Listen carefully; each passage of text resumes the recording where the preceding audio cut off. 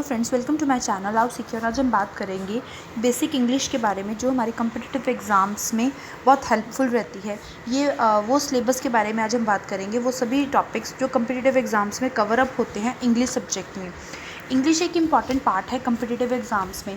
तो जब भी अगर कोई पर्सन अपने मार्क्स को अच्छे मार्क्स स्कोर करना चाहता है, कोई कैंडिडेट अच्छे मार्क्स स्कोर करना चाहता है, तो उसके लिए सबसे पहले उसकी गुड मार्क्स लेने के लिए उसकी इंग्लिश स्ट्रांग होनी चाहिए, क्योंकि इंग्लिश के मार्क्स ऐसे मार्क्स होते हैं जिससे आपके कॉम्पिटिटिव एग्ज़ाम्स में क्रैक करने के चांसेस हैं जो बढ़ जाते हैं। तो उसके लिए आपको vocabulary, basic grammar, important rules English के बारे में सब कुछ अच्छी तरह से पता होने चाहिए। ठीक है, तो ये सब चीज़ों के लिए हमारा सबसे पहले हम स्टार्ट करेंगे फर्स्ट टॉपिक के बारे में। तो फर्स्ट टॉपिक है हमारा प्रेपोजिशंस।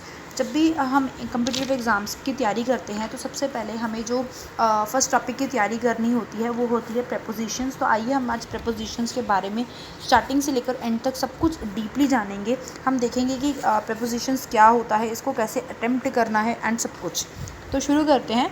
प्रेपोजिशंस हमें रिलेशनशिप बताता है सेंटेंसेस और वर्ड्स के बारे में। ठीक है, ये हमें बताता है कि वर्ड एक ऐसा वर्ड बताता है ये जो नाउन, प्रोनाउन, वर्ब, एडजेक्टिव्स को आपस में कनेक्ट करता है, जैसे कि at, on, in, to, of, at, ये सब एग्जांपल्स हैं प्रेपोजिशंस की। प्रेपोजिशन 4 टाइप्स के होते हैं: preposition of direction, preposition of time, preposition of place और location, preposition of spatial relationships.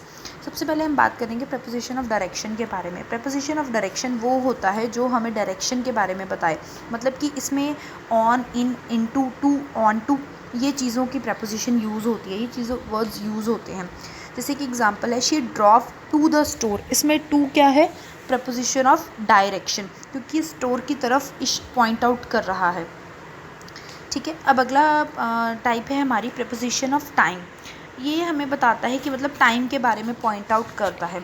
ये प्रपोजिशन जैसे कि ये इन, एट, ऑन के हम इसमें यूज़ करते हैं।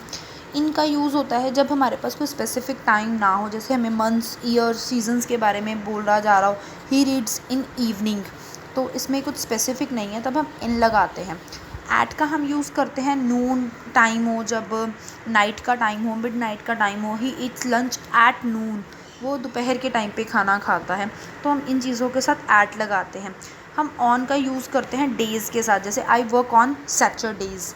ठीक है, फिर हम एक्सटेंडेड टाइम को यूज़ करने के लिए since, for, by, during, until, with, ये सब चीज़ों को भी यूज़ करते हैं। जैसे कि I have lived in Rome since 2005, मैं 2005 से वहाँ पर रह रहा हूँ रोम में, तो मुझे एग्जैक्टली टाइम पता है 2005 से, तो इसलिए मैंने सिंस का यूज़ किया। अगर एग्जैक्टली ना पता होता तो मैं फॉर का यूज़ करती।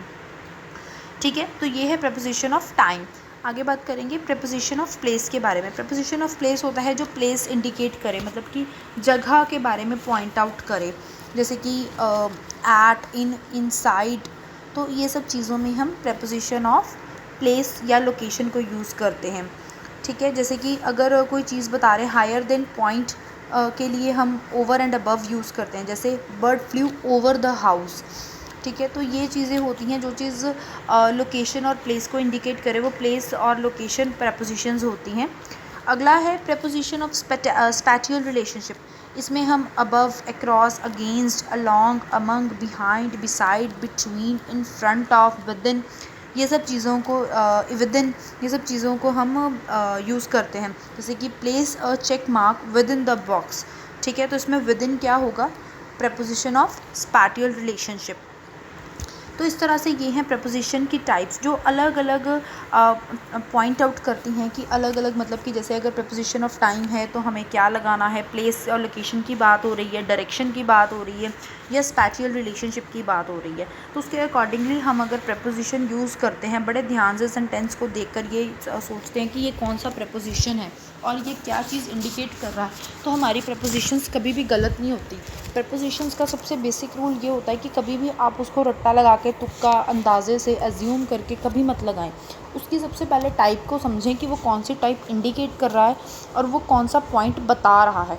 उस पॉइंट को इंडिकेट करने के बाद अगर आप प्रपोजिशंस का यूज़ करेंगे तो मुझे लगता है कि आपकी प्रपोजिशंस में कभी गलती नहीं होगी। इस तरह से इंग्लिश का हर एक टॉपिक अगर आप अच्छी तरह से समझ लें, उसको एक बार दिमाग में बिठा लें, तो आपकी कभी भी इंग्लिश ग्रामर गलत नहीं हो सकती, क्योंकि इंग्लिश ग्रामर एक ऐसा टॉपिक है जिसमें बेसिक्स बहुत छोटे-छोटे और बहुत ईज़ी हैं, लेकिन हमें वो प्रॉपर बेसिक्स के बारे में पता ही नहीं है, जिस वजह से हम उसमें गलतियाँ कर बैठते हैं और वो गलतियाँ हमारे मार्क्स जो हैं वो बहुत ज़्यादा कटवाते हम उनमें गलतियाँ करते जाते हैं।